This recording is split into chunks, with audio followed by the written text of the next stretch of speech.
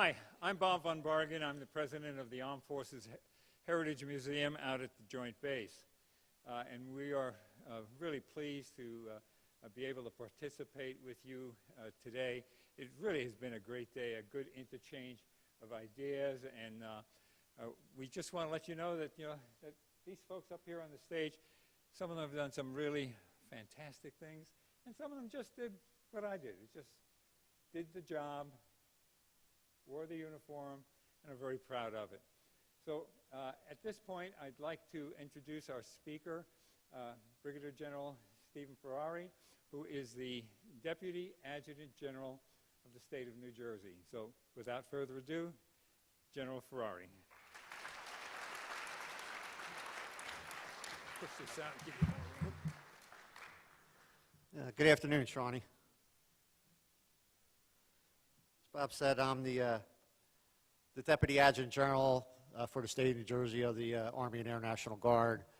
On behalf of my boss, Brigadier General Mike Kniff, who's the Adjutant General, it's my pleasure to be here today to represent the department and to talk to you a little bit. I'm currently also the Assistant Adjutant General for the Army National Guard. So in my current position, I oversee the over 6,000 soldiers that we have here in New Jersey that are in the United States Army and part of our National Guard in this great state. We also have over 2,000 airmen and women in our ranks in the Air National Guard in New Jersey, with two wings, one at McGuire and one down at Pomona, Atlantic City, a fighter wing, and the one at McGuire is a air refueling wing. So a little bit about me, just real quick. I've been in the military for 35 years. I know it doesn't look it. I know I look much younger than that. But 35 years now, and right out of high school I joined, and so you never know where, your path's going to take you along the way. So, I joined the military 35 years ago in the New Jersey Army National Guard in Cherry Hill, New Jersey, as a field artillery crewman. And here I am 35 years later, going from private to a brigadier general. So it's been a great career, and of course, the military is, certainly produces some great men and women, and which obviously you see here today. And just a little known fact, less than 1% of Americans' population currently serves in the military, or at any one time serves in the military. So it's a very small percentage of the American population that does serve. And so it's important that we recognize our veterans that have done so much for us, not only here in the recent past, but, going back to the Great Wars and even further back to the Revolutionary time. It's very important that we never forget and honor our veterans and say thank you anytime we get the opportunity. So, on behalf of the department, I just want to say, thank you to everyone here today, our veterans that are out here to support this program. Thanks for your service. So let's give them a round of applause.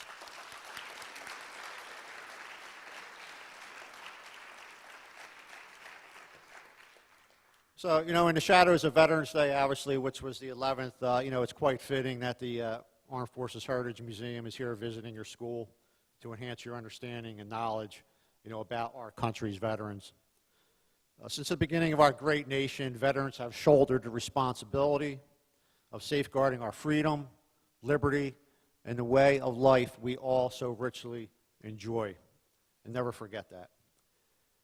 I just told a story to an individual that just came up to talk to me, and the one thing that I can say to anyone, any American citizen, is that never take for granted, how lucky you are to live in this country. When you're in these foreign lands, I spent some time in Iraq myself. When you come back, you just appreciate it so much more. So it's hard to really have that, understand that, but you must understand that you are so lucky to live in this country. Never forget that. So whether it's the the chaos, we've all seen the movies. You've seen the movies, of Private Ryan, the beaches of Normandy during World War II, the deadly cold in Korea, the steamy jungles of Vietnam, the deserts of Iraq, and the mountains of Afghanistan. Our veterans have defended the world from tyranny. They stood in remote outposts to win the Cold War, and were the backbone of America's military response during 9/11. They are veterans, young and old, that represent about 7% of our nation's population. So only 7% of our population are actually veterans that have served in this country. The men and women who are willing to make the ultimate sacrifice in defense of our freedom, and veterans have a unique story and experience to share, which you had the opportunity to hear many of them today, which is just awesome, and I'm glad that you had that opportunity. And it's also important for the veterans to share those stories, because it's our duty to share them with the other 93% of America that hasn't served in the military. So you understand our point of view and where we come from. So let me talk a little bit about the National Guard, because that's what I know best. The National Guard is a reserve component that has a unique dual mission to support state domestic emergencies and, of course, our federal government for overseas conflicts and contingencies. So we are a National Guard. The Army and Air Force National Guard are the only two components. The Army and Air Force that have a National Guard are the only components of the services that have a dual mission to support state and federal missions. Dr. Carl Sagan, an astrophysicist and author, once said, "You have to know the past to understand the present." So with that in mind, let's take a quick look into America's past to understand the National Guard and what it is today. The United States Army itself, the active component Army, was established over 241 years ago in 1775. But long before that, a lot of people don't know this, before the Revolutionary War, the first National Guard militia regiments were organized 380 years ago in Massachusetts on December 13th, 1636. At that time, 3 distinctive regiments were created to protect the British colonies. They are the descendants of the National Guard units we have today. The New Jersey National Guard traces its lineage back to the colonial militia forces during the Revolutionary War. From the Revolutionary War to the present day, the state of New Jersey and its citizen soldier have answered a call for duty to safeguard our state and nation's interests. Since the attacks on September 11th,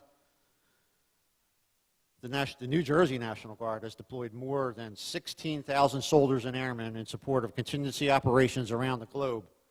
They served in Iraq, Afghanistan, the Horn of Africa, Kuwait, Qatar, Jordan, Kosovo, the Antarctica, and that's just to name a few. Believe me, there's many more places we've been. In 2008 and 2009, I myself had the privilege to lead the New Jersey Guard's 50th Combat Infantry Brigade to Iraq, over 3,500 soldiers.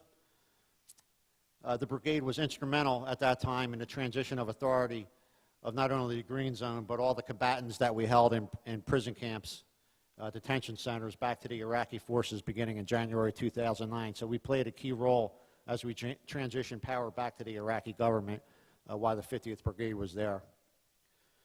This deployment that we had in 2008-2009, that did mark the largest deployment of New Jersey soldiers since World War II. And I couldn't have been more proud of the over 3,000 soldiers that I had the privilege to serve with during that time frame. The New Jersey National Guard's support to our nation is not limited, though, to wartime, as I mentioned earlier, but here at home, too. It's worth remembering that some of the most important things that soldiers and airmen do in the New Jersey National Guard is to safeguard the communities that we actually live in and to protect the homeland. The New Jersey National Guard troops provided over 400,000 man-days to the state since 9/11 by providing security at critical infrastructures like our nuclear power plants, the Super Bowl in 2014, the Pope's recent visit, and annually we assist the U.S. Secret Service with many operations that revolve around New York City and northeast New Jersey. And when a natural disaster comes our way, whether it's a snowstorm, a flood, or a hurricane, the New Jersey National Guard is poised to support emergency management and our first responders here in the state. I think we all remember Superstorm Sandy. We're just about 4 years removed from that. But this was an unprecedented storm. Approximately 2,300 soldiers and airmen of the New Jersey National Guard were activated to assist during this storm. In the wake of the storm, Guards men and women rescued thousands of residents and their pets, because we can never forget the pets, supported sheltering operations, traffic control points, security, debris clearing. We operated fuel distribution points. We provided helicopter lift support. We have an aviation battalion in this state with 20 Blackhawks. And we also operated 2 mobile kitchen trailers in Seabright, New Jersey, which prepared 3,000 hot meals a day for our first responders and to the residents that didn't have the ability to get into their homes. For New Jersey, this was the largest mobilization of National Guardsmen to a domestic emergency and the largest humanitarian effort the state has ever encountered. So as you can see, the New Jersey National Guard serves at home and abroad, and we're very proud of that. A lot has changed since 1636, but one thing has not. Wherever and whenever there has been a need to safeguard our state and nation, the New Jersey Army and Air National Guard is always ready, always there. That's our motto. So thank you for having me today. I appreciate it to the principal and to the staff of Shawnee, to the Armed Forces Heritage Museum. Bob, thanks for inviting me, and I hope today was worth your time, and thank you for having me.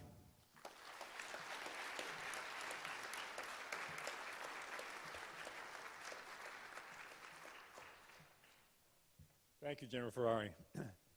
At this time, we're just going to go down the row here, and we're going to introduce, each person is going to have a chance to introduce themselves.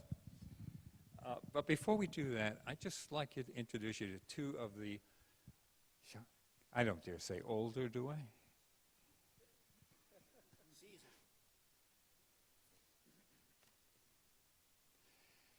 Toward the end of the war, the Second World War, the United States Marine Corps, many of you know about the battle to take the island of Iwo Jima. It was a bloody, awful, terrible battle, very, very costly. Harry Garber was one of the Marines who fought on Iwo Jima. Thank you, sir.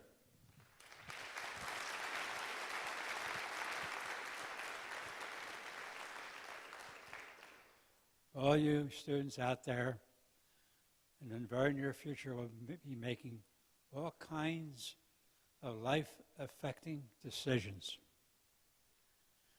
Make the right ones. Don't do anything stupid that you will later regret. Best of luck to all of you. Thank you.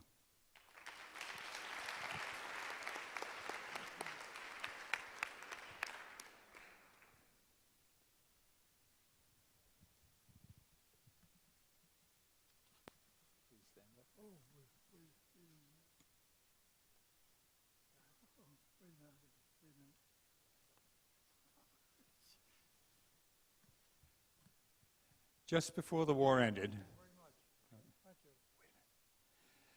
just before the Second World War ended, one of the last battles was on Okinawa. Now, Harry down there, they fought their way onto the beaches, and it was on that island. It was pretty nasty.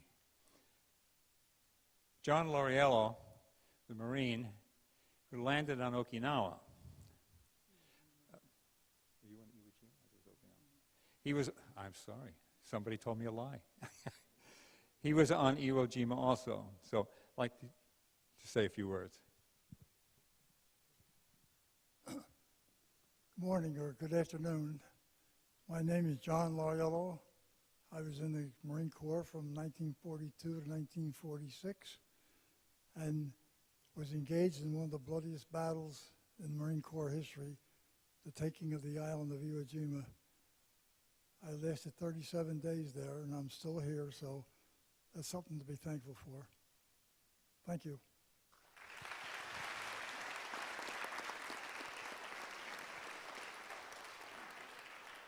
What I'm going to do now is going to pass this mic from person to person, and you have 30 seconds or less. I'm Matt Wick. I was in the Navy from 1952 to 1959 in the Aviation Division.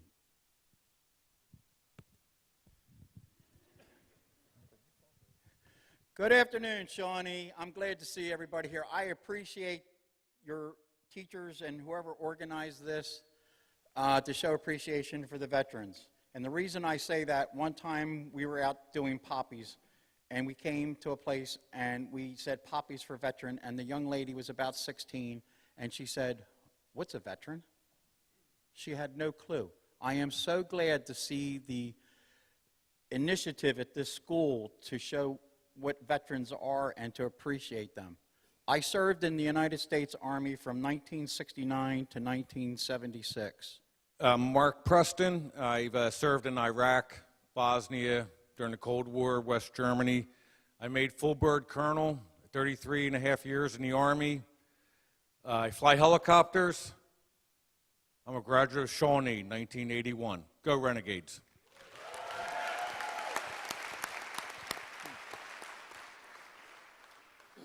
Hi, my name's Kurt Anderson. I served the United States Navy from 1971 to 1977 on the USS Hunley.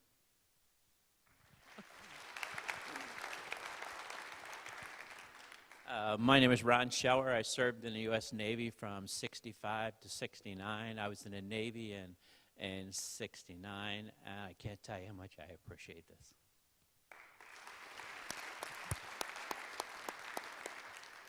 My name is Frank DeJesus.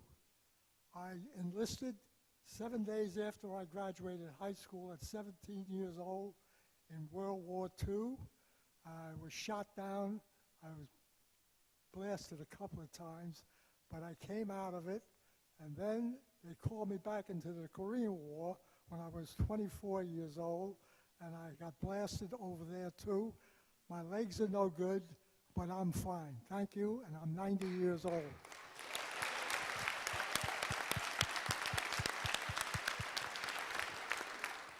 I'm Gary DeJesus. I'm the proud son of Frank DeJesus, sitting to my right.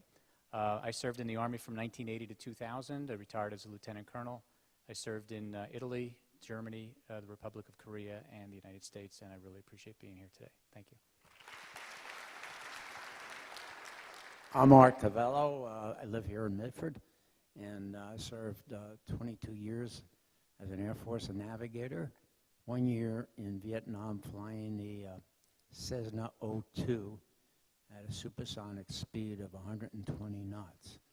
I just want to say that flying, as I said to one of the classes, is hours and hours of boredom interspersed by minutes of stark terror. Thank you. Good afternoon. I'm Ryan McHugh, a 2005 Shawnee graduate. I've been in the Coast Guard since graduating there. I'm a lieutenant, and I'm also a helicopter pilot stationed at Atlantic City, so glad to be here. My name is Pete Glennon, retired Air Force Tech Sergeant, 20 years in 1958 through 1978, 2.5 tours over in Southeast Asia, flying on B-52s, launching B-52 bombers. I'm proud to have done it.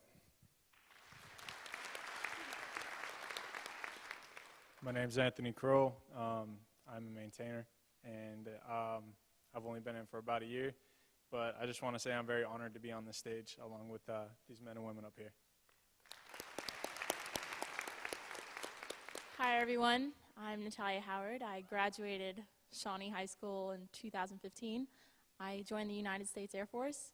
It's the world's greatest Air Force. I'm very proud to be up here as well, and I plan to make this career. I am an intelligence analyst. Yeah, go Big Blue.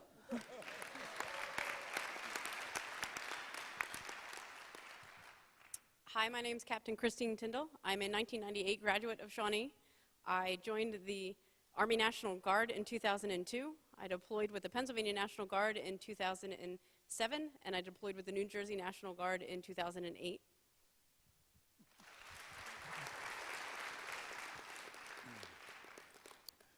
My name is Major Ron Hathaway, United States Marine Corps. I served in Vietnam in 1966. I spent 18 years as an enlisted man to the rank of Master Sergeant, and then I got a commission, served 14 years as an officer, and retired as a major. I'd like to say this: whenever you see a vet, just thank him for his service, because freedom is not free.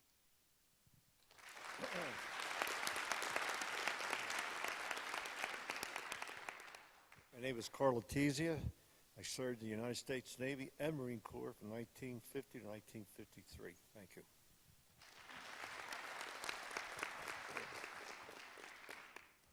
I'm Bob Musser, U.S. Army, served in Korea in 1951 and 52.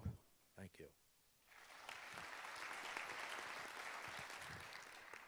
Rick DeCunis, United States Army. I served in South Korea from 1974 to 75, and in Germany from 75 to 1979.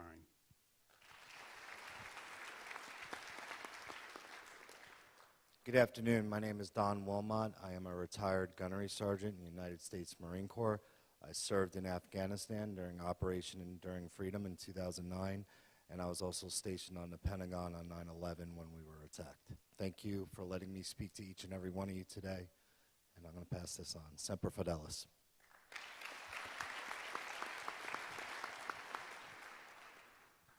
George Elmer, I served in the United States Army 1958 to 1960, was in Korea in 1959 to 1960, and I would like to say to all my fellow veterans here, thank you for your service, and Vietnam, welcome home.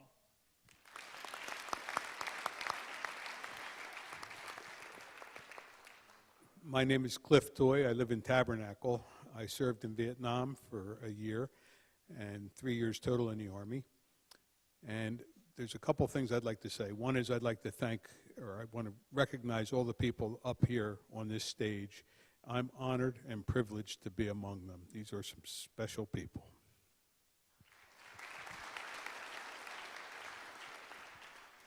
My name is Vincent Retzker, Shawnee grad, 2002. On my 15th year in the New Jersey National Guard, served in Iraq from 03 to 04. Thank you.